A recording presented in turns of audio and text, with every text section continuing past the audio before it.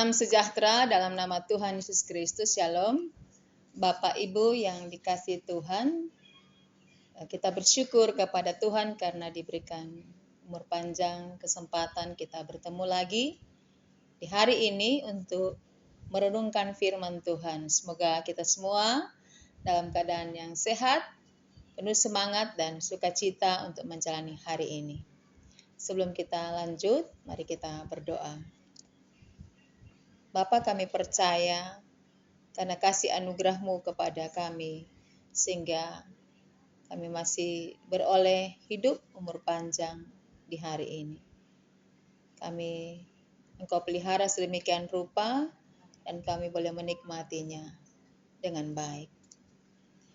Kami sadar bahwa sebagai manusia ciptaan Tuhan, banyak sekali hal-hal dalam hidup kami yang perlu untuk diperbaharui, ditata kembali.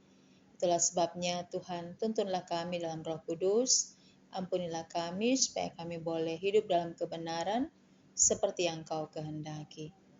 Ketika firman-Mu hendak disampaikan oleh hamba-Mu ini, biarlah setiap orang yang mendengarkan firman Tuhan akan menerima berkat daripada-Mu. Semakin dikuatkan, diteguhkan, bertumbuh dalam pengenalan akan Tuhan dan firman-Mu, sehingga hidup kami boleh menghasilkan buah-buah kebenaran. Pakailah hamba-Mu dalam pemberitaan firman Tuhan, sehingga bukan karena kekuatanku, tetapi karena anugerah Tuhan, kami boleh sama-sama diberkati dengan firman Allah. Segala hormat kemuliaan bagi Tuhan Yesus, dalam nama-Mu kami berdoa. Amin. Bapak Ibu yang kekasih dalam Tuhan, kali ini pembacaan Alkitab ada di kitab Amos. Kita akan membaca Amos 3 ayat 1 sampai 8. Sekali lagi kitab Perjanjian Lama di Amos pasal 3 ayat 1 sampai ayat 8. Diberi judul Nabi sebagai penyambung lidah Allah. Dengarlah firman ini yang diucapkan Tuhan tentang kamu, hai orang Israel, tentang segenap kaum yang telah kutuntun keluar dari tanah Mesir, bunyinya, hanya kamu yang kukenal dari segala kaum di muka bumi. Sebab itu, aku akan menghukum kamu karena segala kesalahanmu. Berjalankah dua orang bersama-sama jika mereka belum berjanji? Mengaumkah seekor singa di hutan apabila tidak mendapat mangsa? Bersuarakah singa muda dari sarangnya jika belum menangkap apa-apa? Jatuhkah seekor burung ke dalam perangkap di tanah apabila tidak ada jerat terhadapnya? Membingkaskah perangkap dari tanah jika tidak ditangkapnya sesuatu?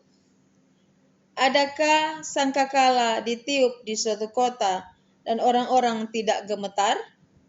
Adakah terjadi malapetaka di suatu kota dan Tuhan tidak melakukannya?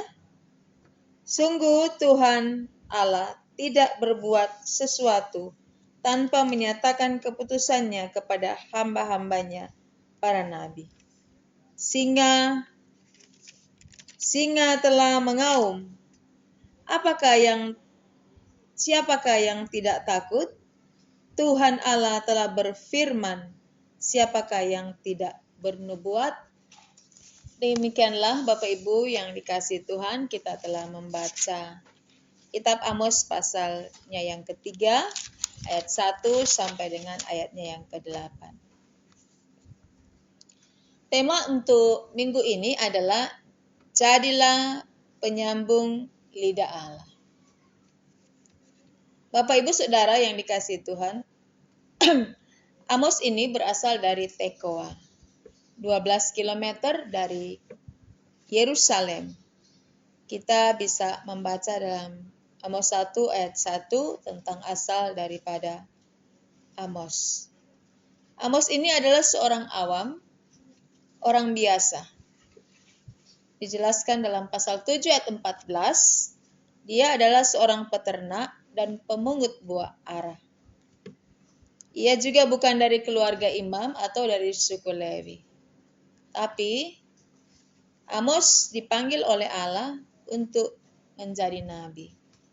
Amos pasal 7 ayat 15. Amos ini menjadi nabi di masa pemerintahan Raja Yerobeam II dan Raja Usia pada abad 8 sebelum Masehi.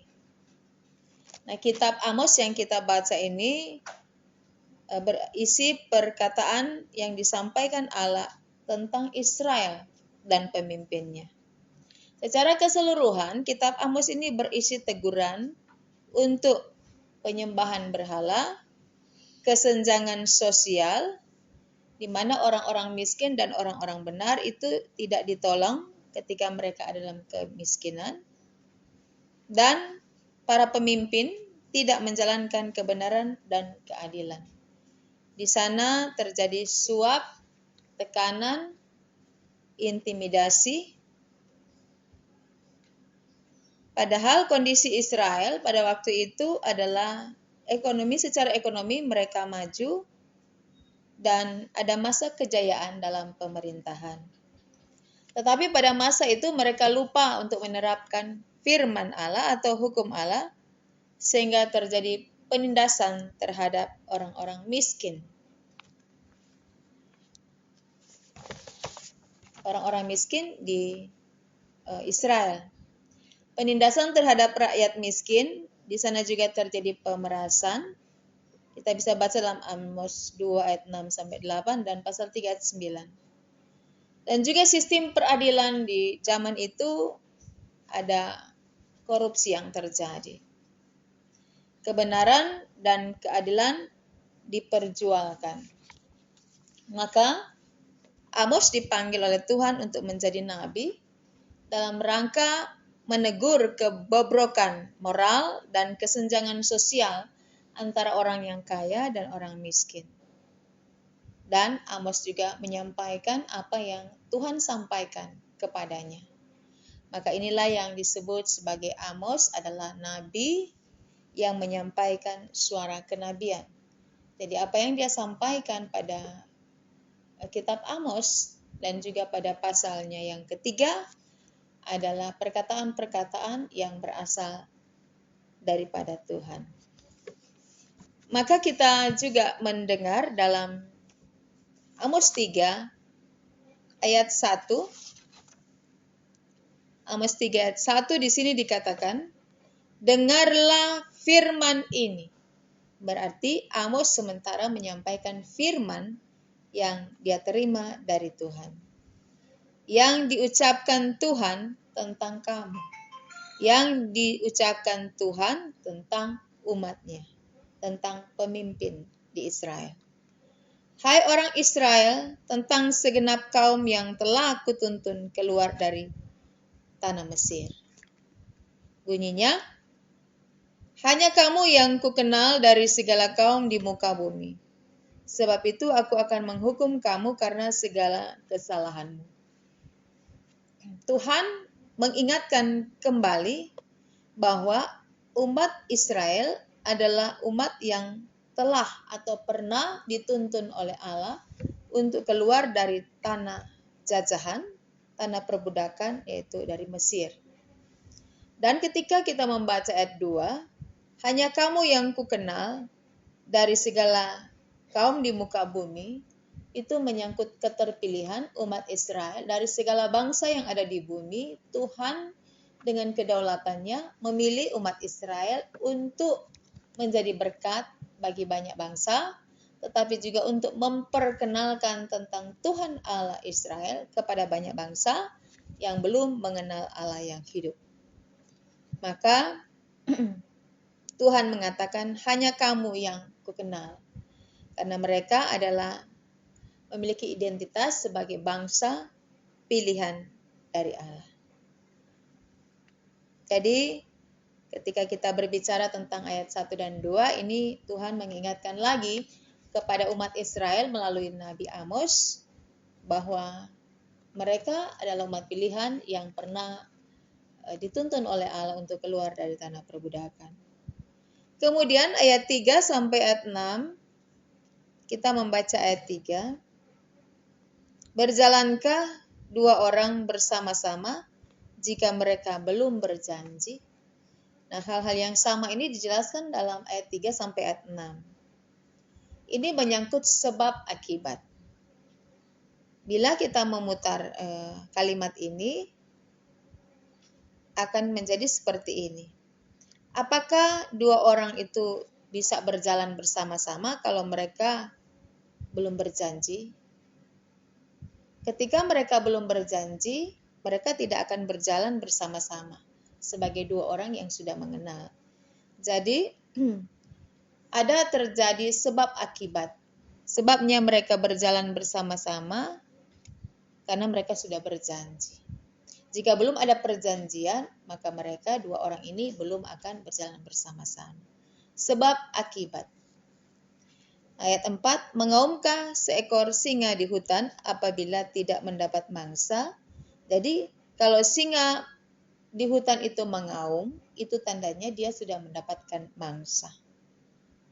Lalu dijelaskan di ayat 3, jatuhkah seekor burung ke dalam perangkap di tanah apabila tidak ada jerat terhadapnya?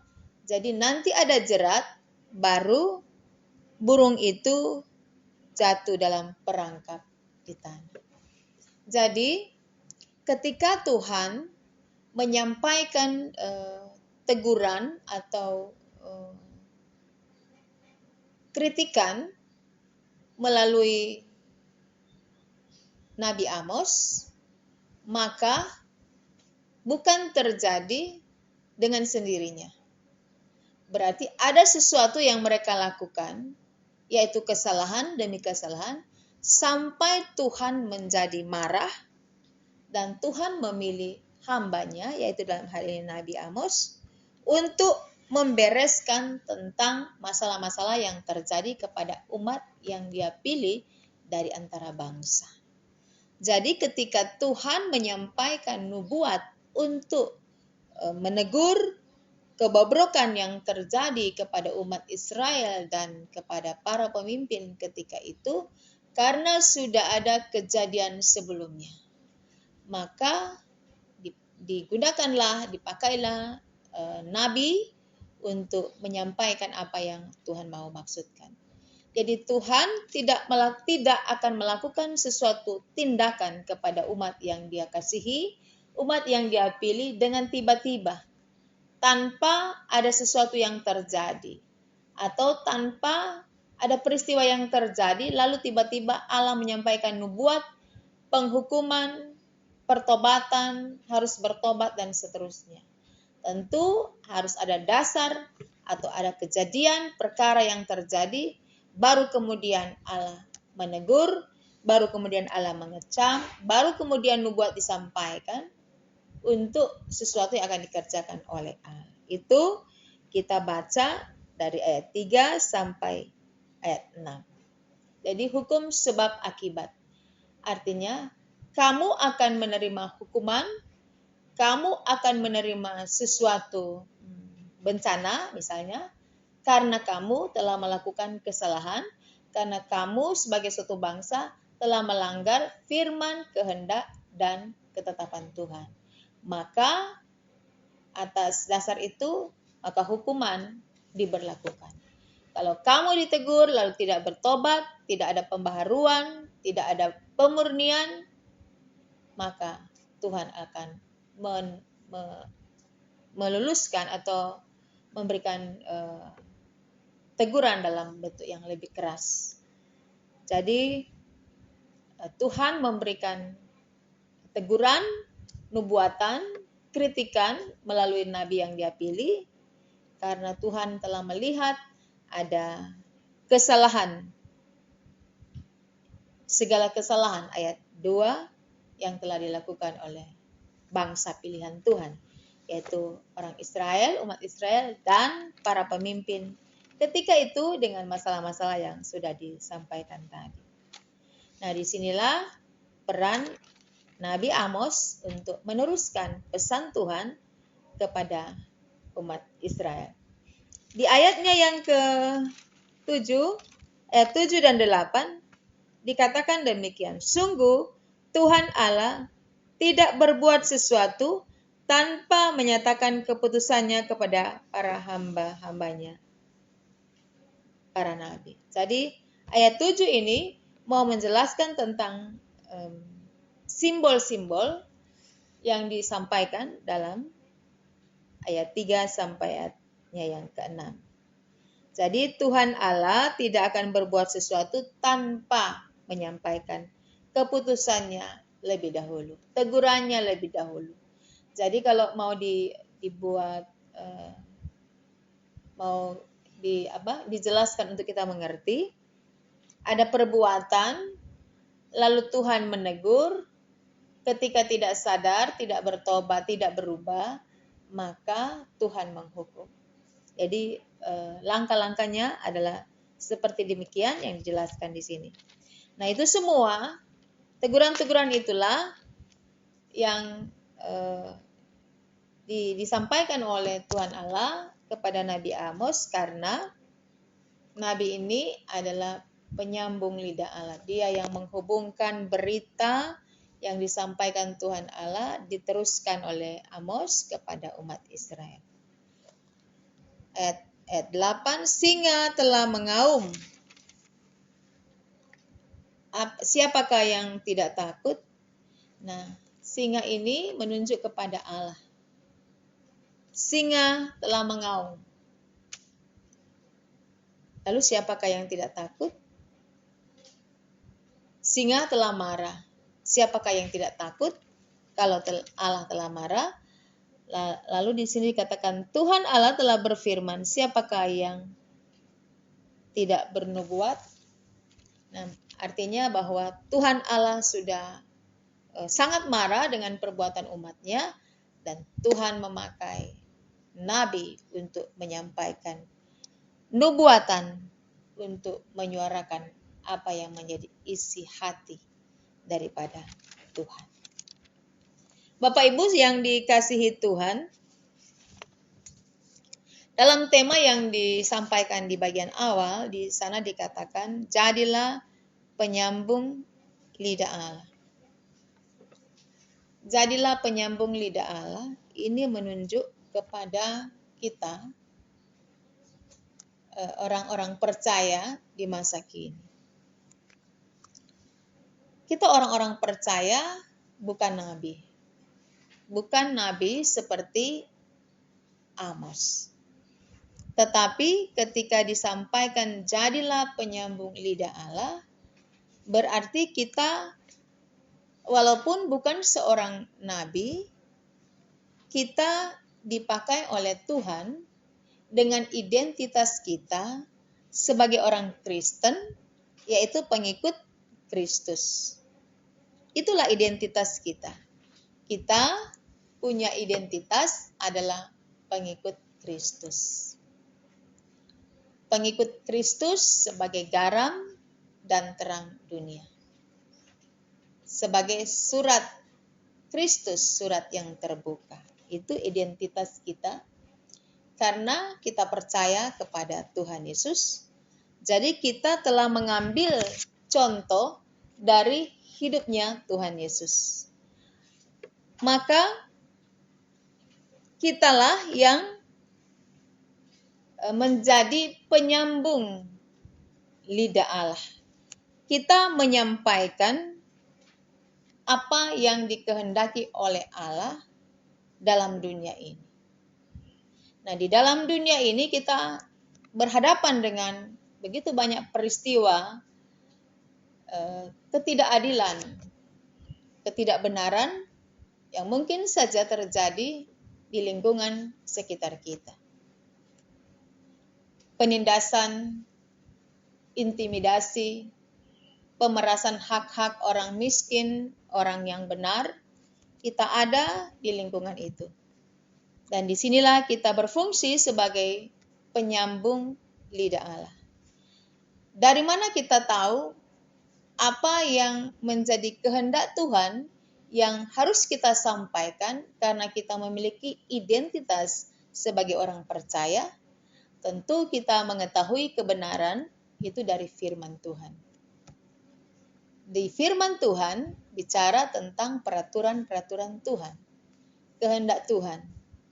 Jadi ketika kita tahu firman Tuhan, berarti kita tahu akan kebenaran, keadilan. Maka sebagai orang Kristen yang percaya kepada Tuhan dan kita menyandang identitas kita, maka kita memiliki beban moral untuk menyampaikan. Beban moral untuk menyampaikan suara kenabian walaupun kita tidak disebut sebagai nabi. Pertama tadi kita tahu kebenaran dan kita hidup di dalam kebenaran. Maka kita juga bertanggung jawab untuk menyuarakan kebenaran itu di tengah-tengah berbagai situasi dan kondisi yang tidak ada kebenaran dan ketidakadilan dalam persekutuan di gereja maupun dalam kemasyarakatan. Kita hidup dalam kebenaran, tahu kebenaran, hidup dalam kebenaran, dan bagian lain yang kita perlu lakukan adalah kita bersuara. Kita menyampaikan kebenaran itu. Nah, untuk menyampaikan kebenaran ini, kita akan berhadapan dengan hal-hal yang sulit. Karena kita mau bersuara tentang kebenaran. Kita akan berhadapan dengan kekecewaan, dengan orang-orang yang tidak suka ketika kita bicara kebenaran.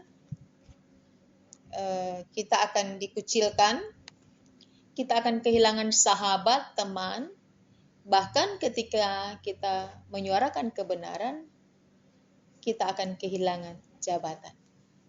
Tapi kita kembali lagi bahwa kita sementara menyandang identitas sebagai orang percaya kepada Kristus yang memiliki tanggung jawab untuk tidak berdiam diri ketika kebenaran itu tidak berlaku atau ketidakadilan itu terjadi di sekitar kita. Apalagi ketika kita bersuara tentang kebenaran dan tentang keadilan yang kita sendiri melihat itu dengan mata kepala kita sendiri, apalagi ada hubungan kekerabatan, di sana terjadi sesuatu yang tidak benar, itu juga hubungan itu bisa saja mempersulit kita untuk menyuarakan, untuk bicara tentang kebenaran. Jadi hubungan keluarga. Kemudian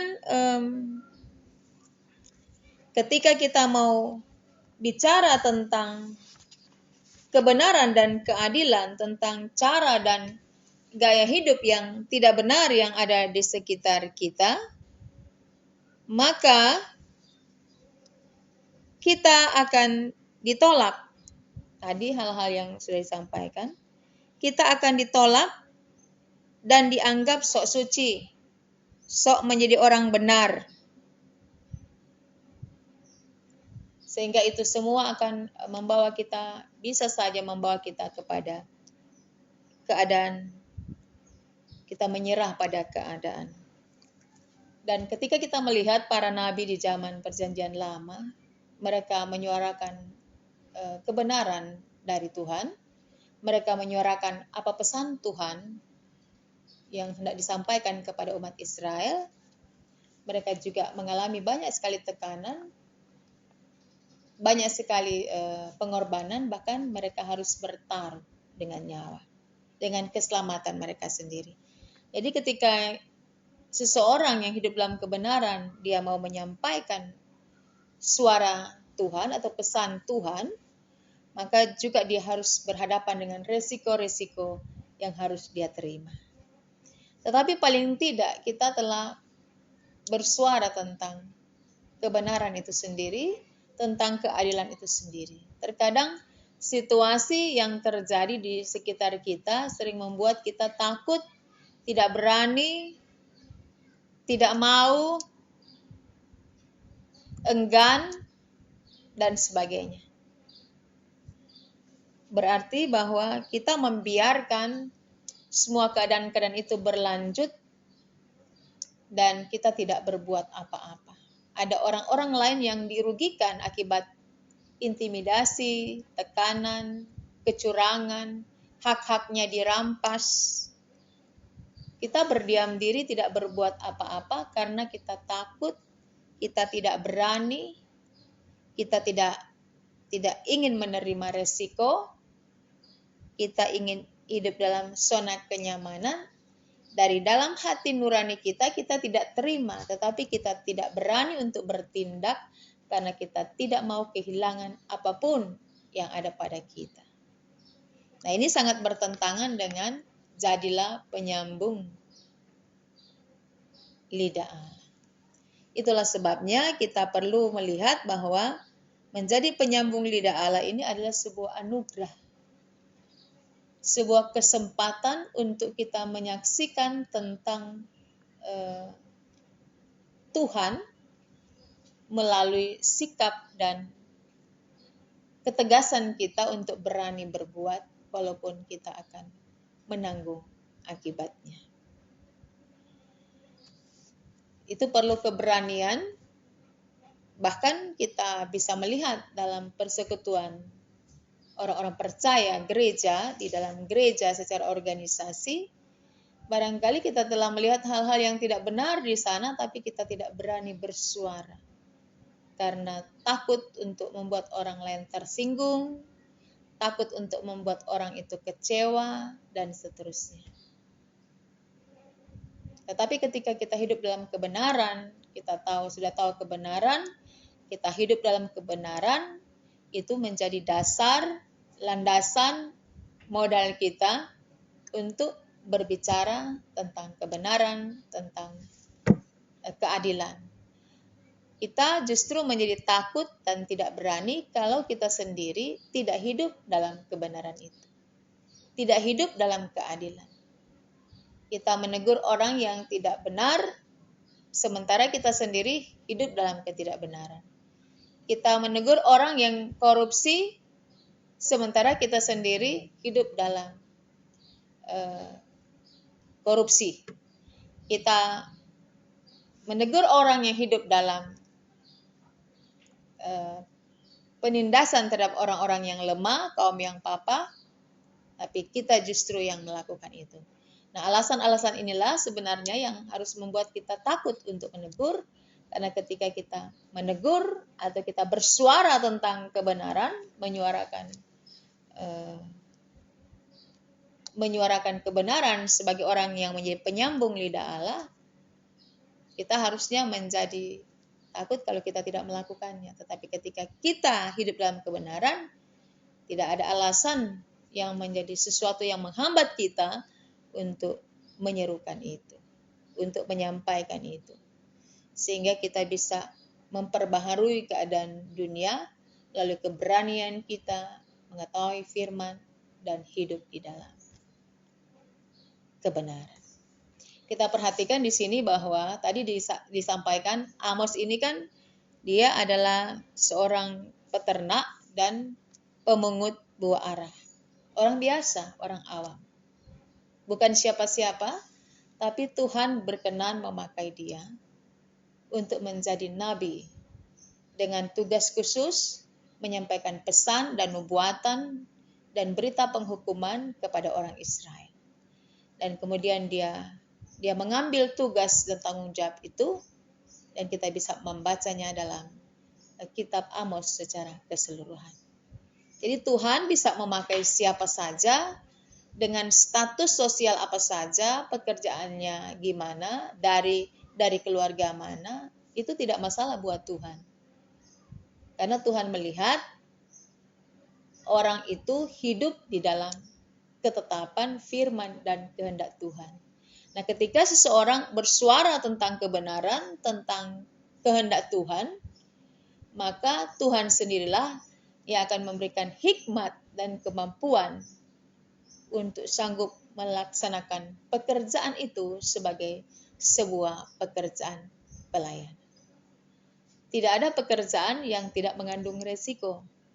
Apalagi pekerjaan untuk menegakkan kebenaran itu kita akan berhadapan dengan risiko-risiko yang barangkali kita tidak pikirkan sebelumnya. Tetapi ketika Tuhan memilih Amos menjadi nabinya, maka Tuhan juga memperhatikan atau menopang dia dalam pekerjaannya. Kalau Tuhan memanggil kita, siapa saja kita, dari keluarga apa saja, kita menjawab panggilan itu karena Tuhan mempercayakan pekerjaan, panggilan pelayanan itu kepada kita sebagai pekerjaan yang mulia, maka mari kita menjawabnya dengan kesediaan, dengan keinginan yang begitu besar untuk menegakkan keadilan dan kebenaran, sehingga orang-orang di sekitar kehidupan kita boleh menikmati apa itu kebenaran dan keadilan. Bicara tentang kebenaran dan keadilan, hidup yang benar, itu tentu kita berpola pada kehidupan Tuhan Yesus. Maka identitas kita sebagai orang yang percaya kepada Tuhan Yesus sebagai garam dan terang dunia, mengarahkan kepada kita supaya kebenaran dan keadilan itu dimulai dari kehidupan kita orang-orang percaya kepada Kristus, yang mengasihi Kristus, sehingga kita bebas untuk menyuarakan kebenaran dan keadilan tanpa ada hambatan apapun di dalam diri kita, karena kita sudah hidup di dalamnya. Kiranya firman Tuhan ini akan mengantar kita, akan mensupport kita untuk menjadi penyambung lidah Allah, bersuara tentang apa yang Tuhan mau sampaikan kepada orang lain melalui kita di masa kini.